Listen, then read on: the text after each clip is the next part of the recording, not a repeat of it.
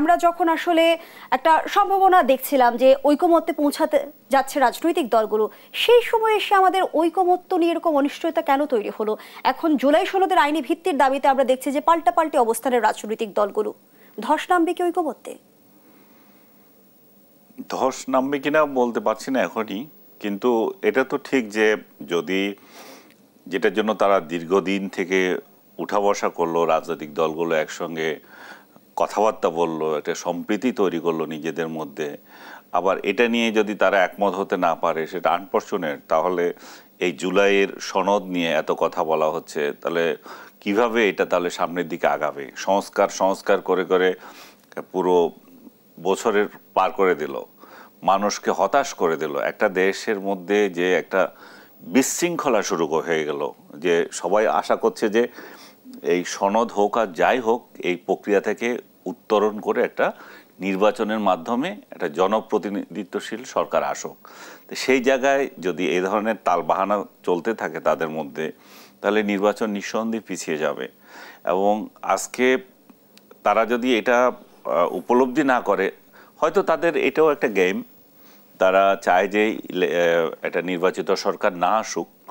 যে পদ্ধতিতে আছে ডক্টর ইউনূস যেভাবে চালিয়ে যাচ্ছে গত একটা বছর, একটা আমি কি বলবো, এটা একটা উত্তরণের জন্য 5 অগাস্ট একটা সময় আমরা এমন একটা প্রত্যাশা নিয়ে তারকে এই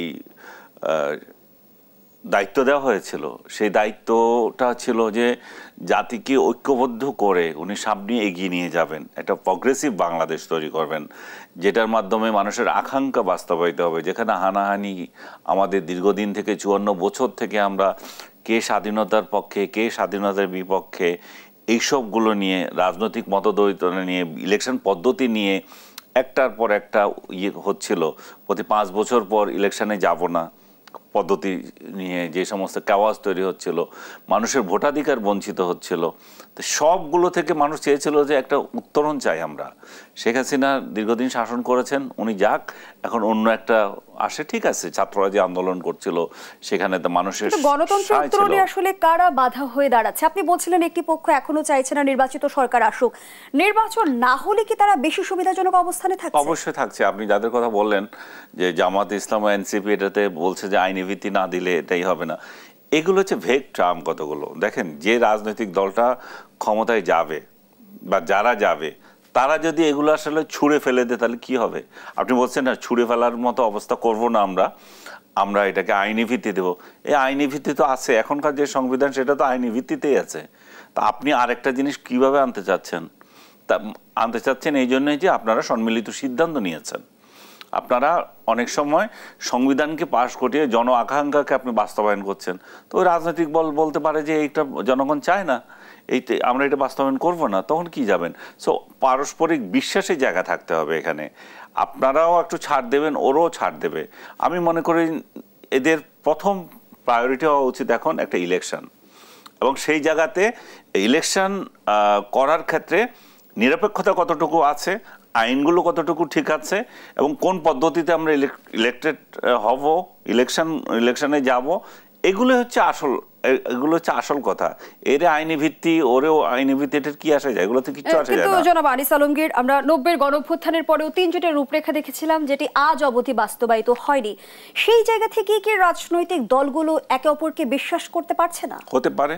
3 জোটের রূপরেখাও সেরকম একটা বিষয় ছিল। তো আপনি যদি 3 জোটের রূপরেখার দিকে যদি আবার অন্যভাবে বিশ্লেষণ করেন, এই 3 জোটের রূপরেখার ভিত্তিতেই তো সরকার প্রতিষ্ঠিত হয়েছে, তারা তো কমিটেড ছিল। তো বিএনপি ক্ষমতায় সেটা যে ছুঁড়ে ফেলে দিয়েছে, তাতে কি করেছে? অন্যরা কিছু করতে পেরেছে? সো আপনি এখনও যদি মনে করেন যে না, এখনও যদি রাজনৈতিক এমন অবস্থা, রাজনৈতিক অনাস্থা আস্থার এমন একটা বিশ্বাস, সেটাতে যদি পরস্পরের সাথে মিল না হয়, সেটা যে কোনো মুহূর্তে যে কেউ বিট্রে করতে পারে না, আমি এটা করব না।